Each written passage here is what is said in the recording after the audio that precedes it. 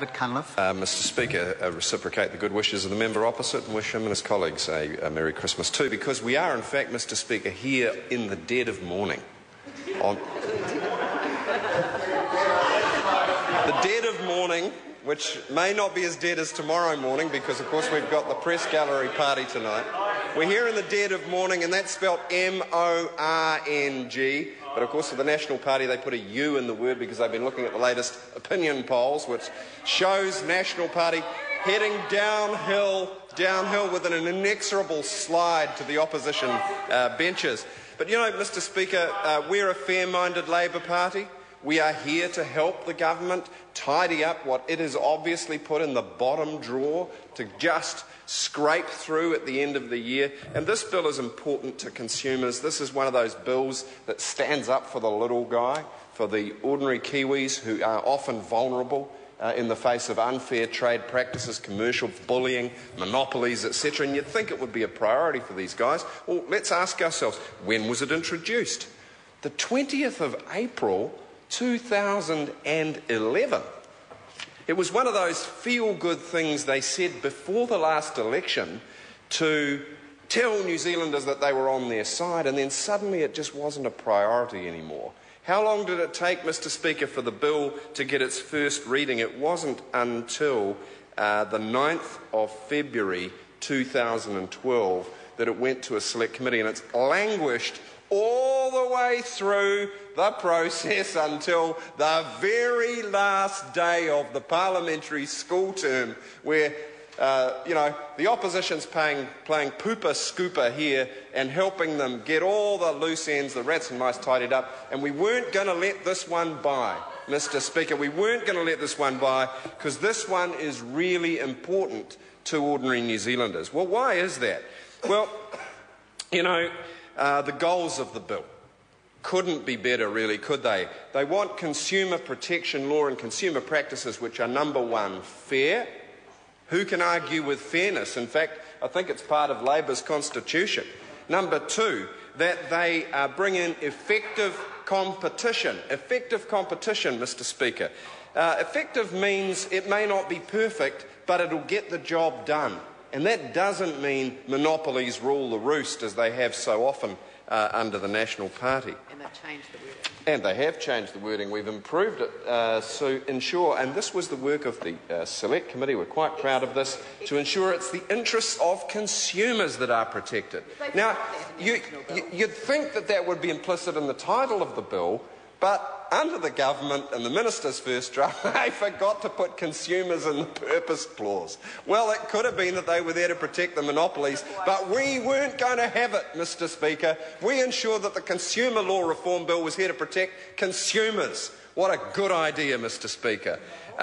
Exactly right. And to ensure that businesses compete effectively. Well, look, in the history of national governments, that hasn't always been the case, has it? We remember the way that for 15 or 10 years at least, Maurice Williamson was... Remember the Minister for Telecom? What Telecom wanted, Maurice Williamson would agree to. There was no effective competition there until the last Labour government came in and sorted it out. The electricity industry under Max Bradford, that was kind of like pseudo-competition. He had a system that worked. He split it up into a group of monopolies who added cost and complexity, and the consumers' costs went up and up and up. But that's because they privatised all of it. That's because that typical National Party combination of deregulation and privatisation, New Zealand consumers know it's been toxic. It's hit them right in the wallet. And this bill is a small way of making it up to Kiwi mums and dads and saying, actually, have a Merry Christmas, because we caught this egg before it hit the floor. We're here to support it through the House on the last day of school. It's not even going through the House on the last. Well, this is at least getting to second reading. I mean, we're trying to help here. My colleague is quite right. It's not all the way through. This is second reading. God knows at the current rate of not when the third reading is going to be.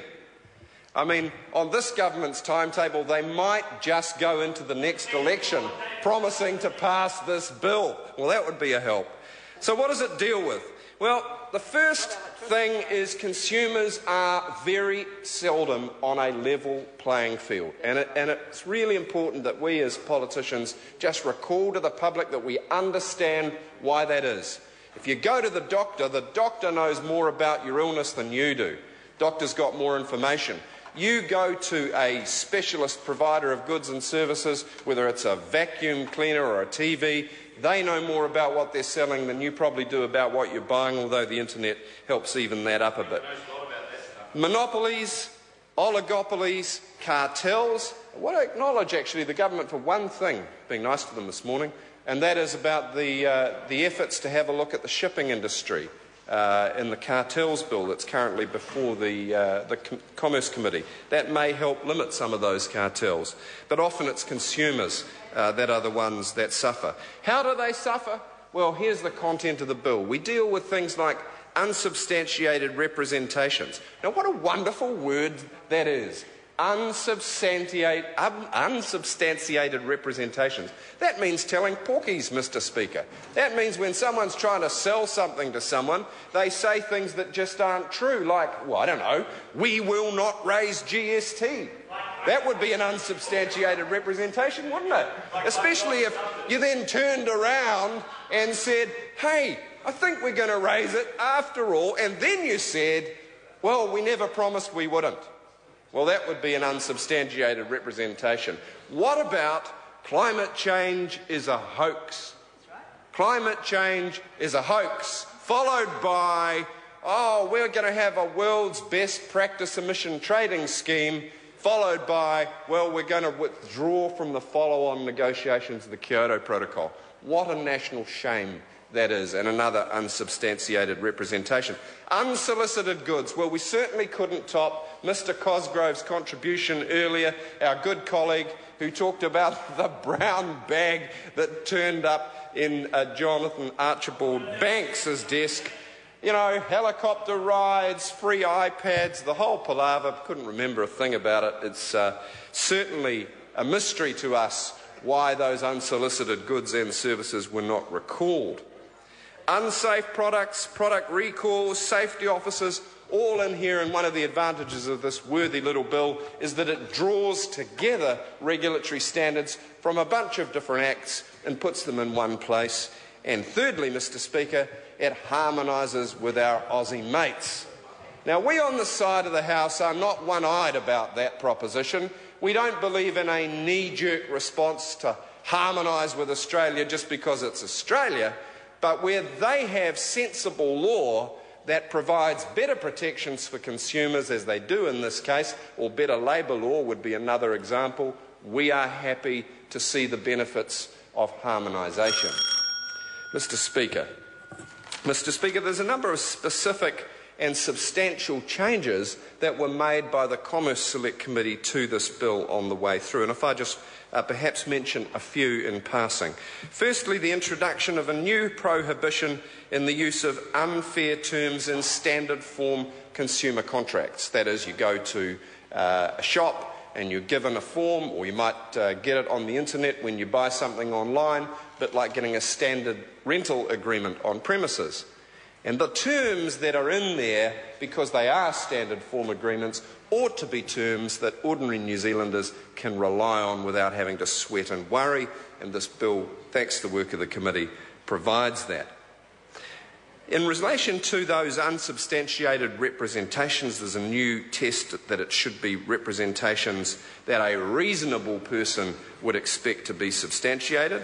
We might call that the no crap clause. There's a new provision in the Consumer Guarantees Act that business transactions must be fair and reasonable. We've increased the maximum penalties from $60,000 to $200,000 for individuals, from $200,000 to $600,000 for bodies corporate.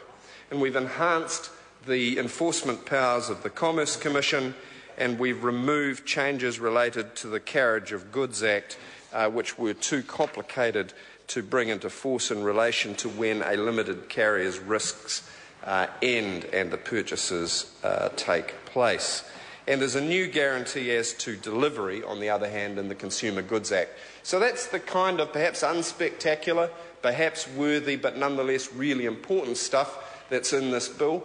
Mr Speaker, may I, in closing, offer Christmas good wishes to you and all your colleagues in the chair, to members opposite and all around the House, members all around here, to our wonderful staff that keep us safe, fed, clothed and waters around this building, and to wish you all well and the public for a very Merry Christmas and a happy and peaceful New Year.